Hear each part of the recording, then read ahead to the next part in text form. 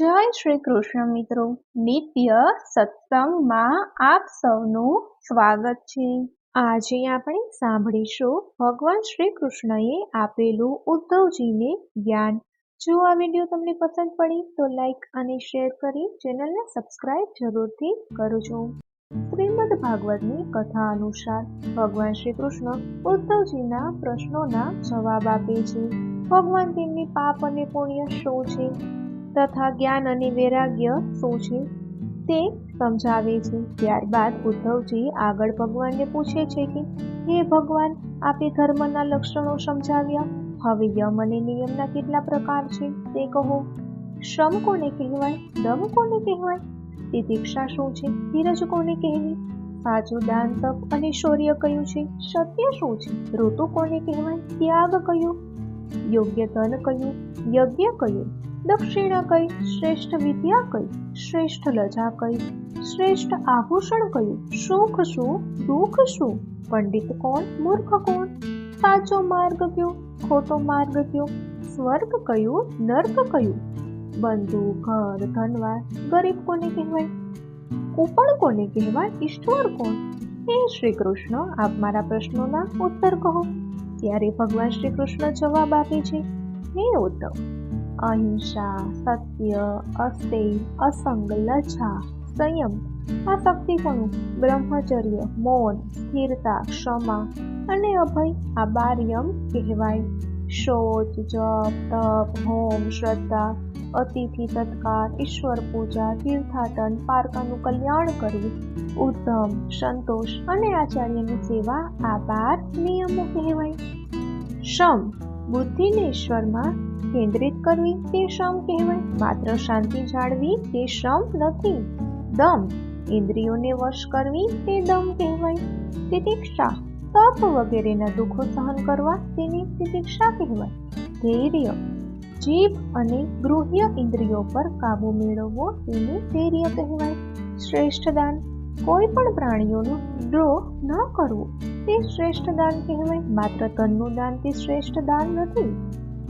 તપ, કામના એટલે કે વિષય ભોગની ઈચ્છાઓનો ત્યાગ કરવો તેને તપ કહેવાય। શૌર્ય, વાસના એટલે કે સાંસારિક વિષય ઈચ્છાઓનો ત્યાગ કરવો તે શૌર્ય કહેવાય, માત્ર પરાક્રમ તે શૌર્ય નથી।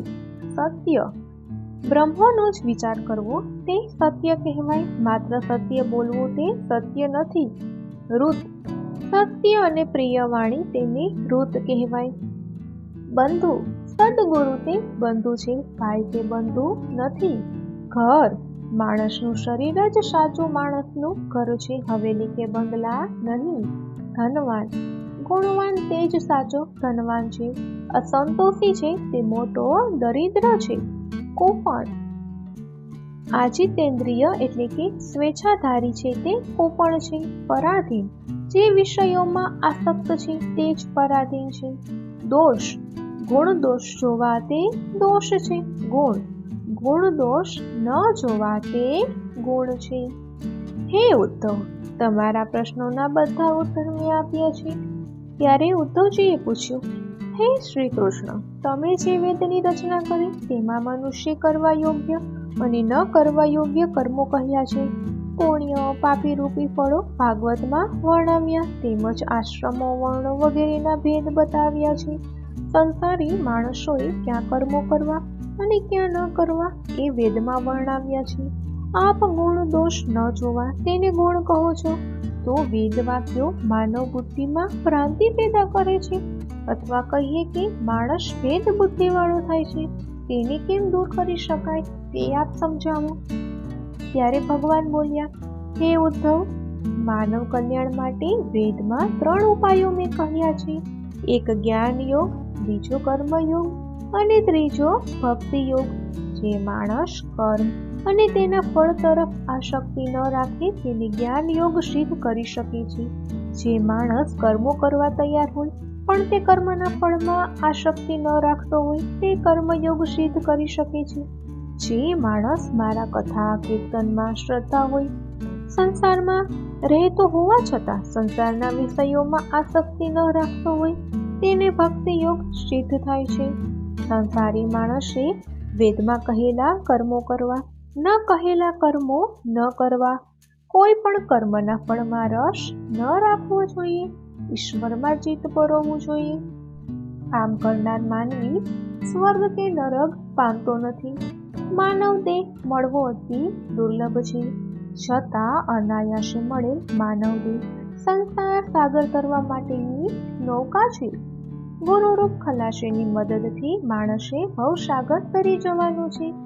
જે તેનાથી વિપરીત રીતે વર્તે છે તે આત્મહત્યારો છે. માણસે શરૂઆતમાં મનને એકાગ્ર કરવા પ્રયત્ન કરવો જોઈએ. અસ્થિર થતા મનને સાવધાનીપૂર્વક સ્થિર કરવું જોઈએ.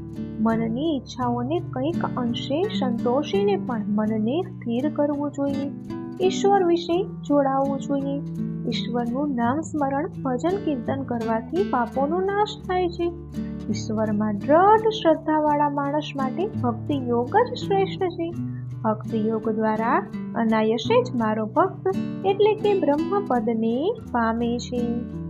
તો મિત્રો, આ હતું ભગવાન શ્રી કૃષ્ણ દ્વારા ઉદ્ધવજીને અપાયેલું જ્ઞાન, યમ અને નિયમના પ્રકાર.